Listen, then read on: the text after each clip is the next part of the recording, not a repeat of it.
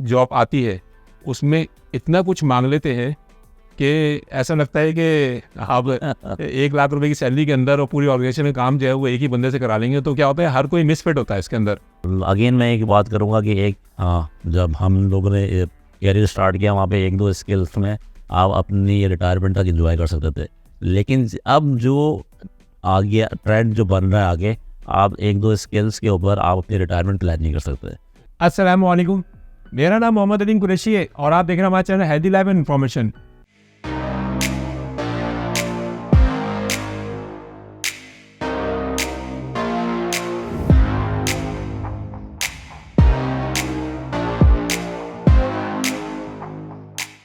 नाजरीन, जैसा कि आपको मालूम है हेल्दी लाइफ का मकसद है हेल्दी रहे, खुश रहे, फिट रहे और मुफीद इन्फॉर्मेशन शेयर करते रहे ताकि दूसरों को भी इससे फ़ायदा हासिल हो। तो इसी सिलसिले में आज जो हम आपसे इन्फॉर्मेशन शेयर करने जा रहे हैं वो एक एज ए चैलेंज हम देख रहे हैं अपनी आईटी इंडस्ट्री के अंदर कि मुख्तलिफ जो आईटी इंफ्रास्ट्रक्चर कंपनीज़ है उनके अंदर रिसोर्सेज का बहुत ज़्यादा फुकदान है और मार्केट में जो है स्किलफुल रिसोर्सेज जो है वो नहीं मिल रही हैं, उनको हम किस तरह से पाकिस्तान में रोकें और ट्रेन करें। तो इसी सिलसिले में आज हमने अपने एक मेहमान को बुलाया है जो कि मेरे साथ मेरे 2 से 3 कंपनी मेरे कोलीग भी रह चुके हैं और as a enterprise solution architect इस वक्त पाकिस्तान की अच्छी बड़ी कंपनी में काम कर रहे हैं, जिनका नाम है सैयद राज जैदी। अस्सलाम वालेकुम सलाम, कैसे हैं नदीम भाई? ठीक, अल्लाह का शुक्र। आज हमने बहुत ही इंटरेस्टिंग टॉपिक रखा है। ये इंफ्रास्ट्रक्चर आईटी कंपनी जो सोल्यूशन प्रोवाइड कर रही है उनके अंदर हमें सबसे ज़्यादा चैलेंज ये आता है कि हम जो रिसोर्सेज हमारे पास, जब हम कोई भी प्रोजेक्ट विन कर लेते हैं एज ए सोल्यूशन आर्किटेक्ट उसको डिज़ाइन करते हैं, और ऑब्वियसली जब आप उसको डिज़ाइन करते हैं उसके बाद जब इम्प्लीमेंटेशन फेज़ आता है तो उसको इम्प्लीमेंट करने के लिए रिसोर्सेज जो हैं वो अवेलेबल नहीं होती हैं, या जो अवेलेबल होती हैं तो इम्प्लीमेंटेशन के बाद क्लाइंट उनको हायर कर लेता है आईटी कंपनी से, या वो स्किल रिसोर्सेज जो हैं वो बाहर चली जाती हैं। तो ये जो बैक टू बैक वो जो सिलसिला जो हम अपना देखते थे कि पहले जो एक दोस्त दूसरे दोस्त को सिखाता था, सिस्को का एक राउटर रेंट पे लाके अपने घर में और 5, 6, 7, 8 लोग दोस्तों का ग्रुप बनता था और वो पूरी सिस्को की इन्फॉर्मेशन एक दूसरे से CCNA कर रहे हैं। फिर माइक्रोसॉफ्ट के कुछ लोग जो कि माइक्रोसॉफ्ट को पसंद करते थे वो माइक्रोसॉफ्ट एक दूसरे को पढ़ा रहे हैं, सर्टिफिकेशन करा रहे हैं, और इस तरह से स्किल रिसोर्सेज पाकिस्तान में जो है वो बनती चली गई। और वही दोस्त हमारे सारे CCI लेवल तक गए और उन्होंने आज जो है वो कनाडा US के अंदर बैठे हुए CCI और बड़ी ऑर्गेनाइजेशन में काम कर रहे हैं। तो वो जो ब्रेक आया है जिसकी वजह से दोस्त ने दोस्त को सिखाना छोड़ दिया है सही है ना, तो उस चीज़ को हम दोबारा से किस तरह से क्रिएट करें, क्योंकि यूनिवर्सिटी लेवल पे जो हम देखते हैं कि ग्रेजुएशन है, BCS है, IT से रिलेटेड जितनी भी है, या तो सॉफ्टवेयर डेवलपमेंट जो है वो तो एज इंडिविजुअल आपकी एक्सपर्टीज होती है कि आपने जो है एज इंडिविजुअल एक्सपर्टीज हासिल करनी है, लेकिन जब आप एज ए टीम वर्क काम करते हैं इंफ्रास्ट्रक्चर सोल्यूशन में, क्योंकि उसमें इक्विपमेंट की इम्प्लीमेंटेशन बहुत ज़्यादा होती है और उसमें बहुत सारी रिसोर्सेज की जरूरत होती है। एक ने केबल लगानी है, एक ने राउटर में केबल लगानी है, उधर से उधर लगानी है, मुख्तलिफ एक सोल्यूशन इम्प्लीमेंट कर रहे हो तो एक टीम की ज़रूरत होती है। तो टीम ही जब एक टीम को सिखाती है तो जब भी एक अच्छी टीम सामने आती है और आप सक्सेस प्रोजेक्ट की सक्सेसफुल स्टोरी वो जब भी होती है। तो इसके लिए मैं बताएं कि इस वक्त एज ए सोल्यूशन आर्किटेक्ट जिस ऑर्गेनाइजेशन में काम कर रहे हैं वहाँ पे क्या क्या चैलेंजेस है और कौन कौन सी प्रोडक्ट्स हैं जिसके लिए हम अपने नए आने वाले जो दोस्त हैं, भाई हैं, छोटे हमारे, उनको किस तरह से हम बताएं कि भाई ये प्रोडक्ट्स हैं, इनको आप इसके रिसोर्सेज हम इस तरह से बिल्ड कर सकते हैं। बिल्कुल सर, नहीं भाई बहुत ज़बरदस्त टॉपिक है और हमेशा मैंने डिफरेंट फोरम्स पे हमारे जितने भी यंग ब्लड लोग हैं जो आ रहे हैं हमारे हायर जो स्कूल से, यूनिवर्सिटीज़ से, उनके लिए हमेशा मैंने डिफरेंट फोरम पे जाके कोशिश ये करी है कि उनको गाइडेंस प्रोवाइड की जाए। जो चैलेंज आपने फेस किया वो जाहिर सी बात है, वो चैलेंज आप अपने आने वाली नई जनरेशन में फेस नहीं कराना चाहेंगे और अपना एक्सपीरियंस से ये आप बताएंगे कि भाई अब आप इस गाइडेंस पे काम करें तो आपके लिए सक्सेस है। आपका माशाल्लाह मोर देन कोई 25 ईयर्स का एक्सपीरियंस है, मेरा कोई 15+ ईयर्स का एक्सपीरियंस है। तो हम अपने एक्सपीरियंस से ही अपने आने वालों को ये बताना चाहते हैं कि आपके पास क्या पाकिस्तान में रहते हुए क्या गाइडेंस है फॉर कैरियर, कि जिस पे आप चलेंगे तो आपको ईज़िली सक्सेसफुल, आप पाकिस्तान के अंदर ही रहते हुए जल्द से जल्द आप जो है वो सक्सेसफुल हो सकते हैं। अच्छा, क्योंकि हमारा सेगमेंट ही आईटी के हवाले से और आईटी की जितना ज़्यादा पोटेंशियल वर्ल्ड वाइड है वो पाकिस्तान में भी पाया जाता है। अच्छा, अनफॉर्चुनेटली पाकिस्तान के अंदर हमेशा हमने रिसोर्सेज की जो है वो लैकनेस देखी। अच्छा, उसकी वजह मैं किसी इंस्टीट्यूट को नहीं बोलूँगा, एक इकोसिस्टम की बात करूँगा। इकोसिस्टम अगर इस तरह का डेवलप होगा तो वही वाली बात कि एक दो दूसरे दोस्तों सिखाएगा। तो वो इकोसिस्टम एक लेवल आपके ज़माने में तो शायद लोगों ने, क्योंकि वहाँ पे तो एक बिल्कुल आईटी एक नई टेक्नोलॉजी आई थी और लोगों को उस वक्त सीखने का भी और दूसरों को सिखाने का भी बड़ा शौक था। लेकिन जब से आप ये देखें कि आपके पास जब डिफरेंट टूल्स वगैरह मौजूद हो गए, जिस तरह से अब एआई के ऊपर, गूगल के ऊपर आपको इन्फॉर्मेशन 1 क्लिक के ऊपर अवेलेबल है, तो लोग खुद डॉक्टर बनना चाहते हैं रादर देन कि वो किसी से सीखे। ठीक है, तो और उसमें जब खुद वो डॉक्टर मेडिसिन अगर आप गूगल से पूछोगे और एक डॉक्टर से नहीं पूछोगे तो दोनों में बड़ा डिफरेंस है। तो हर कोई गूगल पढ़ के डॉक्टर तो नहीं बन सकता, लेकिन हाँ एक गाइडेंस ज़रूर मिल सकती है। तो उसी हवाले से ये है कि हमारे जो इंस्टीट्यूट में सिस्को ने बड़ा काम किया, इसी हवाले से माइक्रोसॉफ्ट ने बहुत काम किया।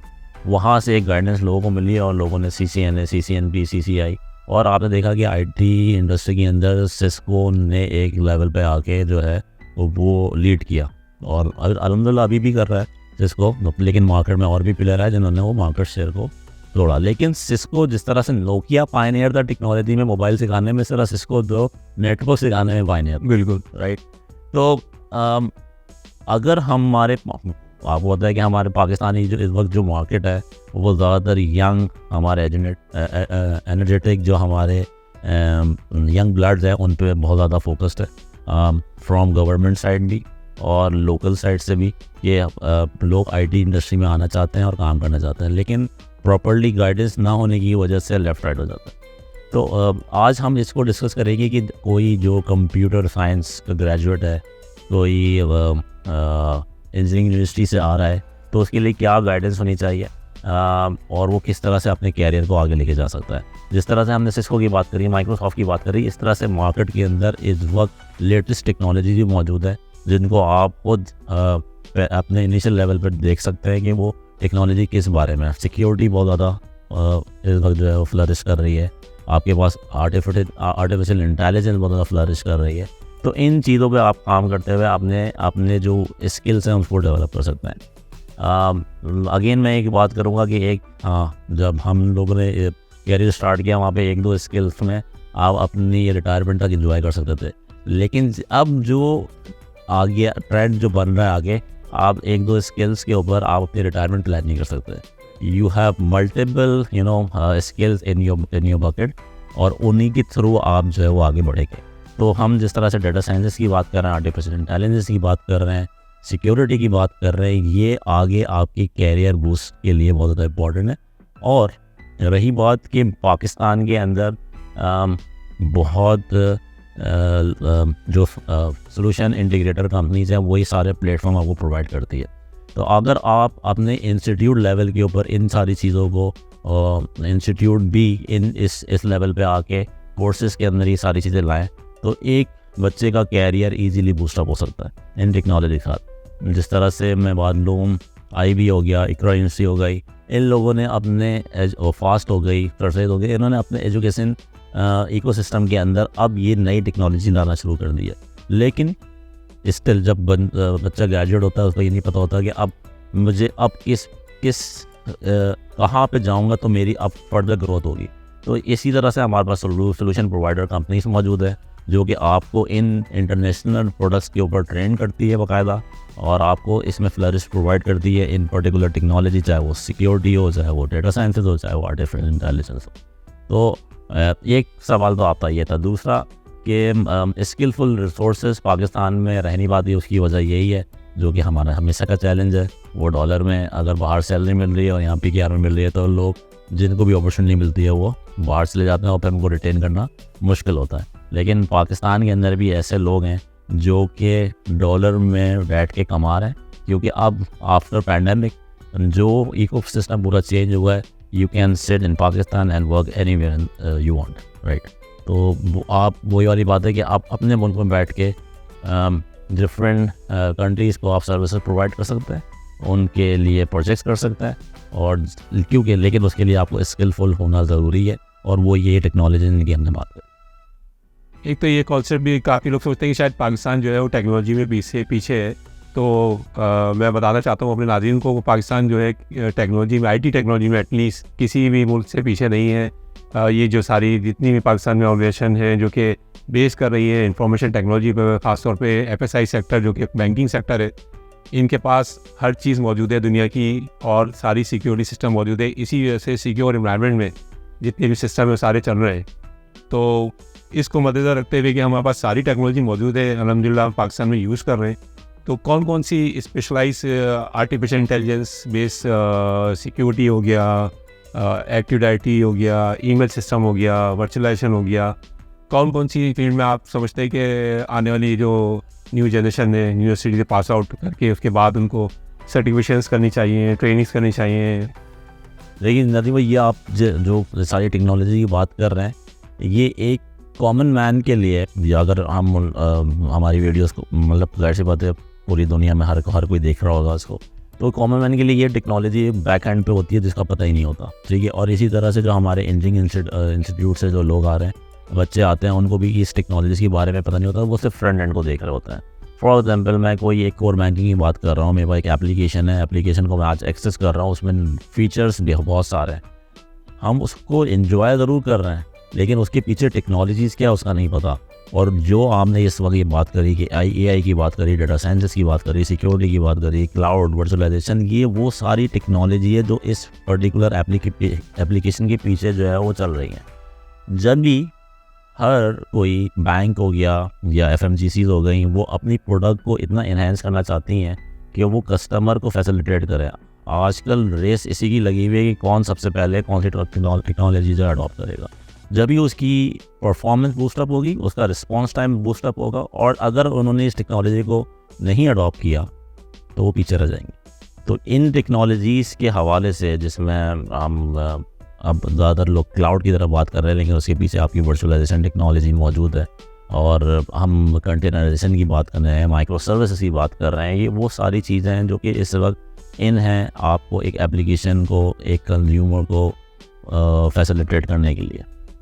रात मज़ीद ये बताइए कि जॉब्स क्रिएट करने के लिए यूनिवर्सिटी लेवल पे हम किस तरह से काम कर सकते हैं कि आने वाली टेक्नोलॉजी AI बेस, जैसे आपने माजी में देखा होगा सिस्को और ऑरेकल ने यूनिवर्सिटी लेवल पे बहुत ज़्यादा काम किया, और उसकी वजह से जो है वो मार्केट में जब वो लोग जो यूनिवर्सिटी से निकलते थे और वो किसी ऑर्गेनाइजेशन की अच्छी पोजीशन में पहुंचते थे, तो उनको सिस्को आता था, वो सिस्को रिकमेंड करते थे, जिनको ऑरेकल आता था वो ऑरेकल रिकमेंड करते थे। बिल्कुल। तो यूनिवर्सिटी लेवल पे किस तरह से हम इसको इम्प्लीमेंट कर सकते हैं? देखिए, वही वाली बात है कि पाकिस्तान पे इंटरनेशनल मार्केट का फोकस कितना है, पहली चीज़ ये। सिस्को ने फोकस किया, वो फ्लरिश करे। इसी तरह से हमारे पास पोटेंशियल इतना है, क्योंकि हमारे पास यूनिवर्सिटी से जो पास आउट हो रहे हैं इस वक्त लोग, वो कोई एक मैं रफली अगर फिगर बताऊं तो मोर देन हर ईयर कोई 10 से 12 हज़ार स्टूडेंट जो है पास आउट हो रहे होते हैं। जो इंजीनियरिंग यूनिवर्सिटीज़ हैं उनकी बात की जा रही है। तो अब उनके अंदर पोटेंशियल को रिकॉग्नाइज़ करना, उनको सही कैरियर पाथ देना, ये किसी ना किसी इंस्टीट्यूट का काम है। मैं सारी चीज़ इंस्टीट्यूट की तरफ नहीं बोलता, लेकिन इसमें जो आपके पास जो प्रिंसिपल, इंटरनेशनल प्रिंसिपल मौजूद हैं, उनका बहुत बड़ा रोल है। जो यहाँ पे सर्विस प्रोवाइडर कंपनीज़ हैं या सोल्यूशन इंटीग्रेटर कंपनीज़ हैं, उनका बहुत बड़ा रोल है कि आप अपने पोटेंशियल को सही तरह से रिकॉग्नाइज़ करें और उनकी सही तरह प्लेसमेंट कराएं। वही अगेन जिस तरह से एग्जाम्पल एक सिस्को ने सेट करी, इस तरह से आपके पास इस वक्त नई जितनी भी टेक्नोलॉजीज़ हैं जिसके अंदर आर्टिफिशियल इंटेलिजेंस की बात हो रही है, इस पर बहुत ज़्यादा कंपनीज काम कर रही हैं। HP काम कर रहा है, डेल काम कर रहा है, सिस्को काम कर रहा है। इस तरह के जितने भी ये लीडर्स हैं ये काम कर रहे हैं, वो किस तरह से हमारे इस नए जो पोटेंशियल जो हमारे न्यू कमर्स हैं उनके साथ मिलकर क्या चीज़ लॉन्च कर सकते हैं, ये दिस इज़ वेरी इंपॉर्टेंट। और अगेन इसमें रोल सिर्फ एक इदारे का नहीं है, इसमें मल्टीपल रोल्स हैं। तो अगर इस चीज़ को रिकॉग्नाइज़ किया जाए और सही गाइडेंस मिल जाए तो आप अच्छी रिसोर्सेज पाकिस्तान से डेवलप कर सकते हैं और वही पोटेंशियल आप पूरी दुनिया में यूज़ कर सकते हैं। थैंक यू वेरी मच रात, बहुत ही अच्छी इन्फॉर्मेशन आपने बहुत कम टाइम में हमें दी। नाज़रीन, आज आपने जाना होगा कि पाकिस्तान में जो रिसोर्सेज की कमी आ रही है वो इसी वजह से आ रही है कि कंटिन्यूशन जो है वो ब्रेक हो गई है। ये कोई बुरी बात नहीं है कि अगर आपकी रिसोर्सेज पाकिस्तान से बाहर जा रही हैं तो वो आपको फ़ायदा नहीं देंगी। इन टर्म ऑफ रेवेन्यू आप पाकिस्तान आएगा, अपनी फैमिलीज़ को वो डॉलर्स में पैसे भेजेंगे, तो आपको पाकिस्तान में इकोनॉमिकली आपको फ़ायदा होना ही है। लेकिन जो ब्रेक आप अपनी रिसोर्सेज को ट्रेनिंग में जो आ रहा है, उस ब्रेक को आपने दोबारा कनेक्ट करना है यूनिवर्सिटी लेवल्स पर, और दोस्त को दोस्त ने सिखाना है। ऑर्गेनाइजेशन लेवल पर आपने ट्रेनिंग्स हायर करने हैं। अगर आपके पास एक्सपीरियंस लोग मौजूद है तो अपनी ऑर्गेनाइजेशन में कुछ स्पेस बनाएं और ऑन बोर्ड ट्रेनिंग्स लें जो यूनिवर्सिटी से फारिग हो रहे हैं, उनके लिए स्पेस बनाएं। क्यों कि कोई भी जो है यूनिवर्सिटी से स्किल सेट हासिल करने के लिए उसको लाजमी किसी प्रैक्टिकल ऑर्गेनाइजेशन में शामिल होना पड़ता है, उसके बाद ही वो एक्सपीरियंस हासिल करता है। तो वो अपॉर्चुनिटीज़ हमें क्रिएट करनी है और वो कंटिन्यूशन में करनी है। जहाँ हम ब्रेक देंगे तो हमेशा जो है हमें फुकदान होगा रिसोर्सेज का। और इसी तरह से आज जो हम पाकिस्तान में प्रॉब्लम फेस कर रहे हैं कि हम किसी भी प्रोडक्ट की जो है रिसोर्सेज जब हायर करने जाते हैं तो हमें मिलती नहीं है। और मैंने जो है एक व्हाट्सएप पे जॉब शेयर का ग्रुप बनाया हुआ है जिसके पर हम जॉब शेयर करते हैं। उसमें क्या होता है, जो भी जॉब आती है उसमें इतना कुछ मांग लेते हैं कि ऐसा लगता है कि आप 1 लाख रुपए की सैलरी के अंदर और पूरी ऑर्गेनाइजेशन में काम जो है वो एक ही बंदे से करा लेंगे। तो क्या होता है, हर कोई मिसफिट होता है इसके अंदर, और वो जो ढूंढने वाला है वो ढूंढता रहता है जॉब, उसको कोई रिसोर्स नहीं मिलती। क्योंकि वो चाहता है कि एक ही सैलरी पैकेज के अंदर सब कुछ मिल जाए, और जो ढूंढने वाला होता है वो उसको बेस्ट फिट नहीं होता, उसका CV मैच नहीं कर रहा होता। तो ये प्रॉब्लम्स जो है हमें आ रहे हैं, और ये सारे प्रॉब्लम्स जब भी हल होंगे कि हम अपनी रिसोर्सेज को ट्रेन करेंगे। मास्टर आपको हर चीज़ में नहीं मिलेगा, आपको कैटेगराइजेशन करनी पड़ेगी, अपना सब्जेक्ट एक फील्ड चूज़ करनी पड़ेगी। इंफ्रास्ट्रक्चर सोल्यूशन में है, आप सिक्योरिटी में है या AI में है, कोई एक में आपको एक्सपर्ट होना पड़ेगा। हाँ, उसके साथ जो रिलेटेड टेक्नोलॉजीज़ है वो आप वक्त के साथ साथ जो है सीखते जाएंगे। तो इंशाल्लाह मिलते हैं फिर किसी नेक्स्ट वीडियो में विद नेक्स्ट टॉपिक के साथ। जब तक अपना ख्याल रखें, हेल्दी रहें, खुश रहें और इन्फॉर्मेशन शेयर करते रहें एज ए सदका जारिया, ताकि दूसरों के लिए भी बेनिफिट हो। नहीं, इंशाल्लाह फिर नेक्स्ट वीडियो में मिलते हैं। अल्लाह हाफिज़। अल्लाह हाफिज़। Thank you.